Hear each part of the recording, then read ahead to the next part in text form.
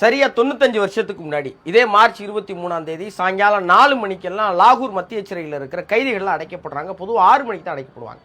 அப்போ ஒரு சிறை அதிகாரி ஒரு கைதி கிட்ட போய் 6 மணிக்கு உங்களுக்கு தூக்குங்கிறார். உடனே அந்த கைதி நாளைக்கு காலையில் 6 மணிக்கு தானேங்கிறார். இல்லை உத்தரவு வந்துருச்சு, இப்போவே போகணும். அப்படியா, ரொம்ப மகிழ்ச்சி. இன்னும் 12 மணி நேரம் நான் அடிமையாக வாழாமல் இப்போவே சாகிறதுக்கு தயார்னு குளிச்சட்டெல்லாம் வந்ததுக்கப்புறம் சிறை அதிகாரி கூப்பிட போகும்போது அந்த சிறை அதிகாரிகிட்ட இருங்க, ஒரு புரட்சியாளன் இன்னொரு புரட்சியாளன் கிட்ட பேசிக்கிட்டு இருக்கான், 10 நிமிஷம் கழிச்சு வரேன்னு அந்த கைதி சொன்னாராம். அப்படி பேசப்பட்ட பேச்சு லெனின் கூட அரசும் புரட்சியும்கான புத்தக வாசிப்பு. அதன் பிறகு கைதிகள் 3 பேர் வரவழைக்கப்பட்டிருக்கிறாங்க. அந்த 3 கைதிகளும் 2 நாளைக்கு முன்னாடி கவர்னருக்கு ஒரு கடிதம் எழுதுறாங்க.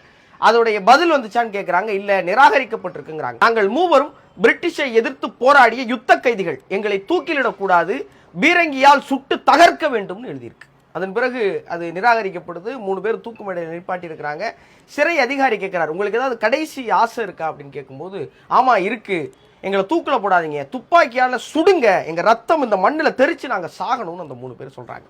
அந்த அதிகாரம் எங்களுக்கு இல்லைன்ன உடனே, அப்படியா சரி, இந்த கருப்பு துணியவாது கலட்டுங்க, நான் என் தேசத்தை பார்த்து கொண்டே சாகணும்னு சிரிச்சுக்கிட்டே இந்த நாட்டின் விடுதலைக்காக செத்து போன அந்த 23 வயது இளைஞன் 12 வயசுல ஜாலியன் வாலாபாக் படுகொலையை பார்த்து பாதிச்சு, 14 வயசுல இந்திய சுதந்திரத்துக்கான துண்டு பிரசுரங்களை விநியோகிச்சு போலீஸ் கிட்ட அடி வாங்கி, 18-19 வயசுல எல்லாம் ஹிந்துஸ்தான் ரிபப்ளிக் அசோசியேஷனை ஹிந்துஸ்தான் சோசலிஸ்ட் ரிபப்ளிக் அசோசியேஷனா மாத்தி ஒரு புரட்சி நாயகனா 23 வயசுல கல்யாணம் கூட பண்ணிக்க மாட்டேன்னு இந்திய தேசத்துக்காக உயிர் விட்ட தோழர் பகத்சிங், ராஜகுரு, சுகதேவ் தூக்கிலிடப்பட்ட நாள் இன்னைக்கு. சாகிறதுக்கு முன்னாடி பகத்சிங் அவங்க அம்மாவுக்கு எழுதின கடிதம் ரொம்ப முக்கியமானது.